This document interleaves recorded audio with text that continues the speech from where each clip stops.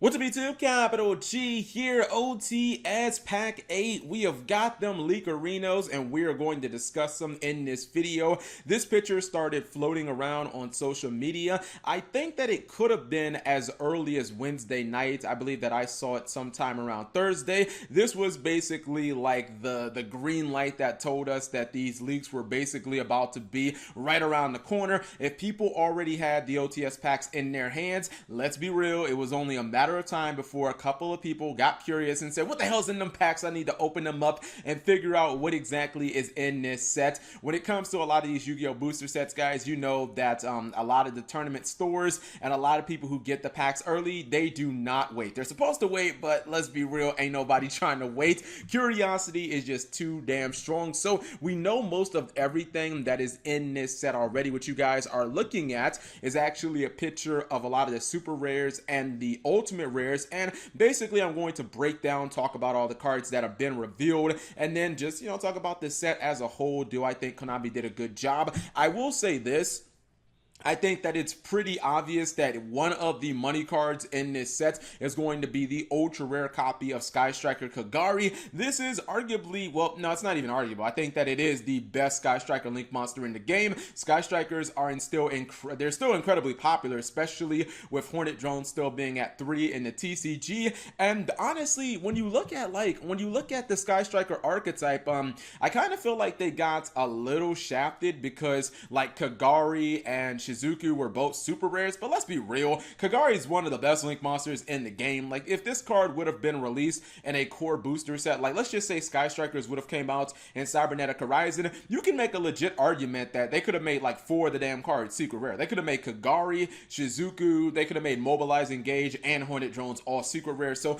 I feel like the fact that this card was only a super, Konami's looking at it and they're like, yeah, we kind of messed up. This card should have been legitimately a secret rare, and that's why it has been upgraded to an ultra rare. This is crazy because I do not remember the last time Konami did this. They have actually made a Sky Striker Ace token as a super rare. This is so ridiculously awesome, and it's kind of crazy because usually a lot of the token cards are, you know, they're kind of hard to come by, and this will probably be no different, but I feel like this is going to be one that's worth a little bit of money. I mean, if you're playing Hornet Drones, you don't have to play this. You can use a quarter or any other tokens that you might use from Scapegoat or, you know, Grinder Golem or whatever. But I think that a lot of players out there are going to want this, especially even if Hornet Drones gets limited to 1 on our next ban list, right? Like it did in the OCG, you're still going to have, pure Sky Striker players who are still going to want this card, and pure Sky Strikers are still going to be a very viable deck. If we saw that from the OCG, and obviously at the Yu-Gi-Oh! World Championship, pure Sky Strikers still did make a top 4 finish. So, you know, pure Sky Strikers, even with 1 copy of Hornet Drones, is still going to be a very viable and good deck, and I think that they'll definitely want that. We've got super rare Underclock Taker. This is a pretty good pick. We've seen a lot of decks use this, like ABC and Burning Abyss, like the the Dante's Cat version with Light of Second, all that good stuff. I mean, Underclock Taker is just basically like a solid Link 2 that a lot of decks run. Now, as we have all the attribute Link monsters, maybe, you know, decks will run less of this, but the good thing about Underclock is that it doesn't require, you know, 2 monsters of any attribute or anything like that. Twin Triangle Dragon. This is a card that started to be a little more popular. Not exactly sure how I feel about this one. Like, I don't know if it's actually going to be a card that's in demand, so I guess I'll kind of reserve judgment. I'll say it's a pretty decent pick. Machine Duplication.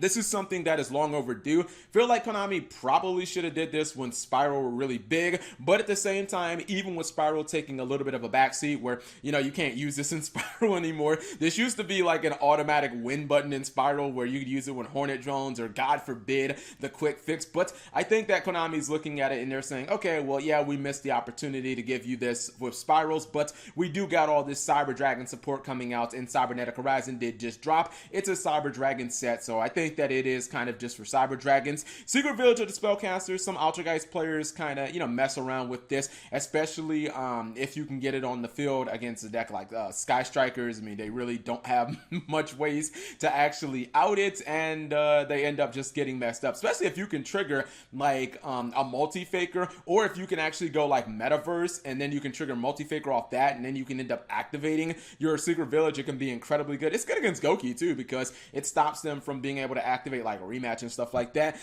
Now this one just honestly feels like a troll. I looked up the card Space Gift because I didn't know the effect of it off the top of my head, but I was looking at the artwork and I was like, wow, it kind of reminds me a little bit of Pseudo Space, and just something told me, I was like, this feels like a fucking Neospatian card. As soon as I saw it was from Light of Destruction, I was like, it's gotta be a Neospatian card. Yu-Gi-Oh! Season 3, it's probably something to do with Neospatians. Draw one card for each Neospatian monster you control with a different name. Look, Konami, they're taking this whole Aqua Dolphin thing a little too far, man. I get it. You know, Neospatians finally broke through. They got they got one of their cards not named Grand Mole in a competitive Yu-Gi-Oh deck, and Konami for some reason has been printing Neospatians. They're trying to, have Neospatians have a little bit of a comeback. They got a new card coming out, but like Konami, they just, whatever this Neospatian like phase that is that they're going through, they gotta drop this shit, because outside of Aqua Dolphin and maybe people running like Grand Mole control decks, like Neospatians are just never going to be that great. They're never going to be that deck that Konami wants them to be, unless they're just, they got plans in the future to kind of revamp the entire archetype and do like some type of Six Samurai makeover, like what they did with this, the legendary Six Samurai, and how they made Six Samurai like super duper strong. Although Six Samurai, even before 5Ds, were already good during GX. I mean, John Moore won a fucking YCS with them. So I don't know. I kind of feel like this whole Neospatian train, like I'm over it, to be honest, and I'm not very thrilled about Neospatians actually getting a super rare. And then Broken Bamboo Sword, this is a good pick.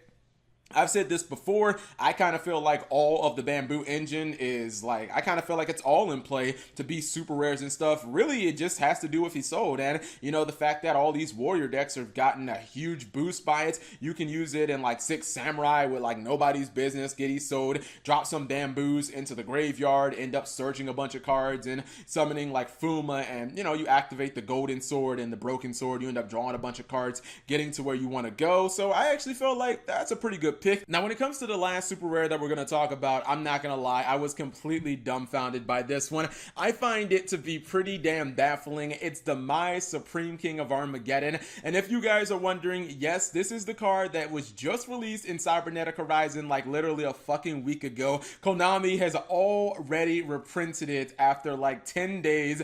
This is ridiculous, but this is Konami that we're talking about. And honestly, I know exactly why they did it. They did it because when you look at Cybernetic Horizon, it's really a ritual set. You've got so much ritual support in there with the cover card and, Cybers, rituals, and all that good stuff. You have the new Demise and Ruin support. You have the Imp Camp Nations. And how exactly does it look when they print Demise, a card that a lot of people were excited about, as a freaking rare? Like, I looked at that, I was like, wait a minute, what? Demise isn't even a holo? Like, Ruin's not a holo. I honestly thought that both of them were going to end up being super rare. I thought there was actually a legitimate chance that Demise could end up being ultra rare, and they released them as just a rare. Like, I don't think that made any sense, especially when you look at like the OCG. The OCG has like this new holo, and he has like red text and whatnot, and it's absolutely gorgeous. So I think it was a little weird that they printed him as just a rare to begin with, and I think Konami's trying to kind of fix that. They realized that, yeah, they probably should have rarity bumped him, or not even rarity bumped him, just made him some type of holo. Now lastly, we'll talk about the comments really quickly. Divine Sword, Phoenix Blade, and maybe like a 30% chance that this card ends up getting banned, to be honest. Ojama Red, that's a good reprint. Nutrient Z, weird, I don't really get that. Ritual Raven, Konami's pushing rituals right now. Couple of ninja cards, I think it makes sense. And then when it comes to the last two ultimate rare cards, and this is not something that I can personally say is confirmed at this point. There are other people saying that it basically is confirmed. I'm not exactly sure because we haven't actually seen any visual proof, haven't seen anybody post pictures or anything like that, but there's supposed to be Scapegoat and Drolan Lockbird. If you go on like Facebook, Vexakis, and other sources on like Reddit are saying, yeah, these are the last two cards. These are actually pretty good picks in my opinion. I mean, this is one of the OTS packs where you can make an argument that all three ultimate rares, you can basically just like pop them in meta decks and play them immediately. All of them are very viable right now. Scapegoat obviously sees a lot of play in basically any Trickstar variant. Trickstars are still going to be a very viable deck, whether, you know, they lose Hornet Drones or not. People just go back to pure, and it's just a powerful card. Even if Scapegoat did end up getting limited to 1, Ultimate Scapegoat would still be a very legitimate pick. And then Droll and Lockbirds, kind of low-key. People are talking about this card maybe getting banned because it sort of has the Max C effect, where if you Droll somebody and you're playing like Sky Strikers, you don't really get to do anything for the rest of the turn, and that's what people say anyways. But Droll and Lockbird also is really good against like Goki and Sky Strikers, and good against Trickstars, basically like everything in the meta that isn't named Altergeist. And it did get reprinted earlier this year in the copy collection. Konami for some reason took it out of the structure deck, so we didn't get the common printing, but I think that it'll definitely be like a chase ultimate rare. I probably wouldn't pick it up though, because I would want to wait for the ban list, to be honest. Honestly, with 2 of those 3 ultimate rares, like I wouldn't pick up more than 1 Scapegoat, because if Scapegoat gets limited, you're gonna look kind of foolish. With, you know, Droll and Lockbird, would you put it past Konami to end up just putting that card from 3 to 0? I wouldn't. And you guys let me know what you think of the OTS. It seems like a really good OTS. Couple of weird things like Space Gift is random. I think that some of the commons aren't all that good. Like there's some okay ones like the Ojama and the Divine Sword, but the super rares are actually really good, and the ultimates overall are pretty good as well. So whatever you guys think, leave it in the comment section below. Thank you guys for watching. As always, subscribe if you have not already, and turn on that notification bell for daily videos.